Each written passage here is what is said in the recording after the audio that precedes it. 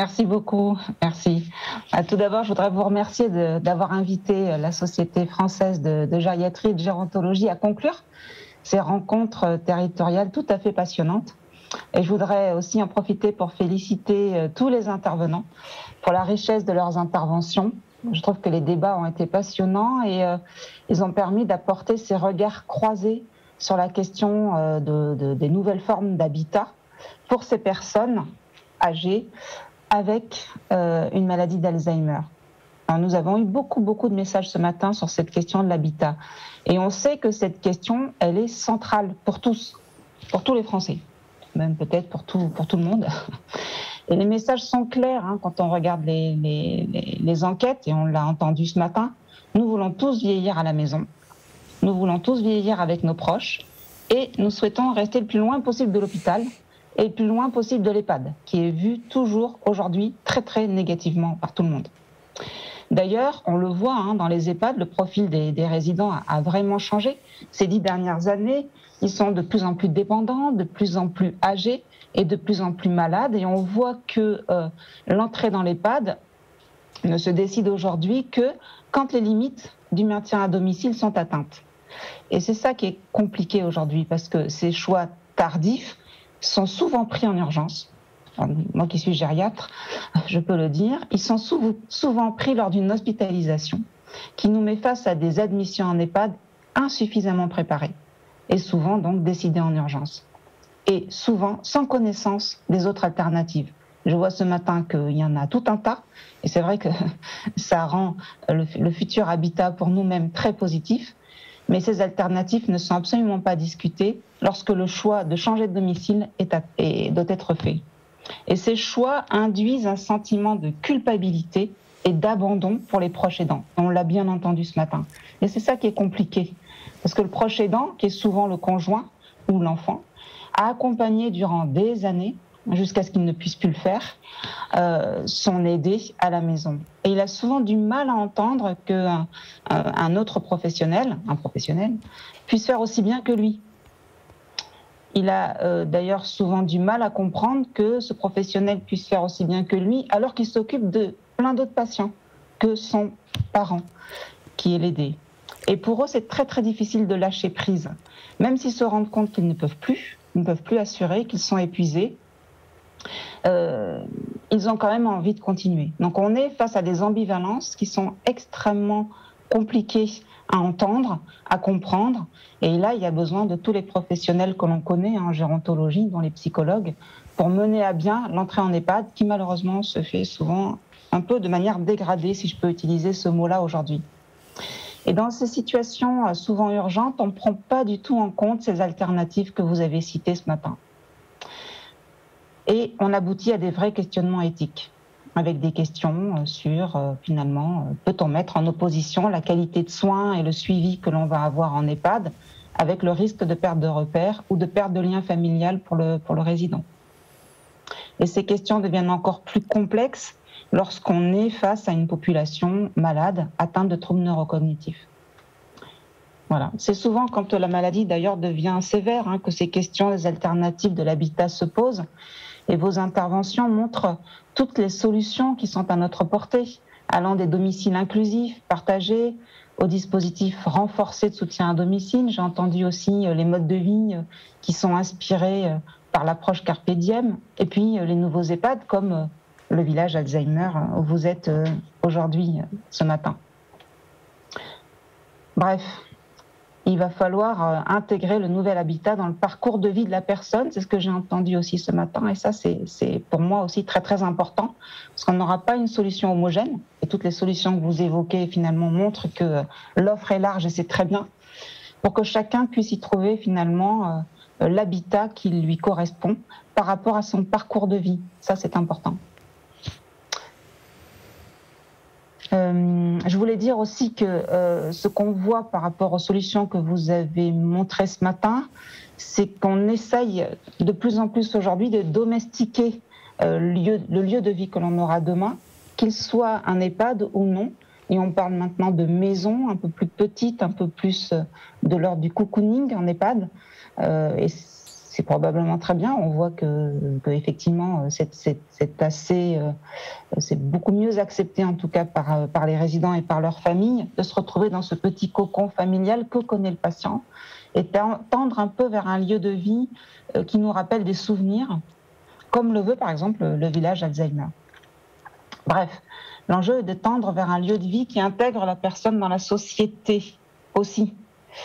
Bon, je vais peut-être être un peu provocante, peut-être un peu négative par rapport à tout ce qu'on a entendu ce matin, mais on est encore loin aujourd'hui de changer les mentalités sur le vieillissement et d'intégrer totalement le vieillissement dans notre société. Est-ce qu'on est prêt, par exemple, à laisser nos enfants jouer une après-midi entière dans une unité protégée Alzheimer ? Une unité protégée en EHPAD ou autre lieu intégrant des personnes malades atteintes de troubles neurocognitifs sévères. Il y a quelques années, 5 ou 6 ans, j'ai eu la chance d'aller visiter le village Alzheimer à Amsterdam. Je pense que vous en avez parlé, mais moi, ce que j'ai trouvé très impressionnant, c'est de voir ce village intégré dans un quartier, dans la ville finalement, avec des magasins, des théâtres, des squares, un petit peu comme le village Alzheimer où vous êtes, mais un lieu de vie dans lequel les citoyens du quartier se sentaient en sécurité. Et j'étais surprise, par exemple, d'y rencontrer des enfants qui jouaient dans le square de ce village, Alzheimer, avec des mamans qui m'affirmaient que c'était l'endroit le plus sûr de la ville d'Amsterdam. Et j'étais très étonnée de voir ces enfants jouer complètement en intégration totale avec ces patients qui déambulaient dans ce village. Je trouve que ça fait réfléchir quand même sur ce que doit changer notre société pour être bienveillante et inclusive. Il est vraiment urgent de le repenser et d'apporter ces messages, alors vous l'avez bien dit, par la formation, l'information pluriprofessionnelle, transdisciplinaire, et apporter un regard positif, bienveillant, inclusif sur le vieillissement dans notre société. Et ce message et cette prévention, nous la portons au sein de la Société française de gériatrie et de gérontologie, et nous pensons que c'est dès l'école primaire qu'il nous faut agir pour intégrer positivement ce message du vieillissement et l'intégration du vieillissement dans notre société. Nous pensons par exemple qu'il faudrait faire intervenir nos aînés, les seniors, auprès des enfants à l'école primaire, pour informer encore et toujours sur le vieillissement, sur la place des malades atteints d'une maladie d'Alzheimer ou autres maladies chroniques dans notre société. Il faudrait, et je pense qu'on le peut, et on le voit bien, et c'est possible avec le transgénérationnel, construire une société où chacun y aura sa place. C'est notre rêve à tous et on peut y tendre vu ce que j'ai entendu ce matin. Alors la formation est un enjeu fort et nous sommes très engagés à la Société française de gériatrie et de gérontologie sur cet axe-là, d'informer, de former, comme vous l'avez dit ce matin, en intégrant du bon sens, de l'humanisme, pour que ce soin et l'accompagnement de ces personnes atteintes de troubles neurocognitifs restent bienveillants, humains, le plus longtemps possible, loin de l'hôpital, loin des médicaments aussi, et loin des urgences. Voilà, alors toutes les solutions que vous avez exposées ce matin vont permettre, je pense, de changer le regard du grand public, mais aussi de tous les professionnels, en les formant, en les informant à d'autres solutions que le placement, comme je l'ai entendu et que je l'entends trop souvent aussi tous les jours, d'un résident en urgence en EHPAD. Il faudrait juste dire un mot sur les innovations aussi organisationnelles qui prennent une place de plus en plus importante. On m'a demandé un peu de parler de la télésanté, mais ça me paraît très important aujourd'hui, à la fois pour la personne malade atteinte de troubles neurocognitifs, mais aussi pour le proche aidant qui malheureusement n'a pas le temps de sortir chez lui, n'a pas le temps d'aller voir son médecin traitant, n'a pas le temps d'être suivi correctement. La télémédecine peut amener finalement et recréer la visite à domicile, comme on l'avait, je ne vais pas faire la personne qui dit que c'était mieux avant, mais comme on l'a vécu nous lorsqu'on était petits en tout cas. Donc recréer cette visite à domicile par la visio. Et on est très très surpris de voir que dans cette population très âgée, qui est finalement une génération télévision, eh bien le patient, qu'il ait des troubles neurocognitifs ou non, lorsqu'il nous voit lui parler à l'intérieur d'une caméra, comme je vous parle aujourd'hui, eh bien, il est bien plus acteur de sa santé, il se sent valorisé, il est bien plus attentif, et d'ailleurs, il croit beaucoup plus ce que je vais lui dire à la télé que ce que je vais lui dire lorsque je le vois en face à face. Et ça c'est très important, puisque du coup, il devient acteur, actif, et il s'exprime.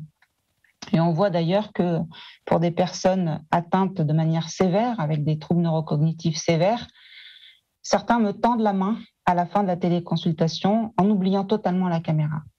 Donc, je pense que la télémédecine, ça permet aussi d'aller chez la personne, d'aller vers et chez eux, et puis de donner finalement la possibilité d'un accès aux soins facilité pour les proches aidants qui, malheureusement, doivent rester proches de leur aidé et ont des difficultés à se faire soigner. Bon, pour conclure, le chemin est encore long pour apporter toutes les solutions que vous avez citées et qui sont très adaptées à chacun, à la fois pour le patient et pour le proche aidant, pour que chacun y trouve son compte. Voilà, je pense que ça, c'est important. Le patient doit se sentir chez lui et l'aidant ne doit pas avoir l'impression de l'abandonner. Voilà. C'est grâce à vos journées et grâce à ces échanges très enrichissants que l'on peut avancer. Je voudrais vous remercier encore une fois pour ces débats passionnants et pour m'avoir invité à conclure ces matinées. Merci. Merci à vous, professeur Salle, pour cette conclusion éclairante. Il ne me reste plus qu'à remercier une fois de plus l'ensemble des intervenants, à vous dire à très bientôt, vous rappeler que vous avez sans doute pu poser des questions auxquelles on n'a pas pu répondre pour des problèmes légitimes de temps. Il ne me reste plus qu'à vous souhaiter une bonne après-midi.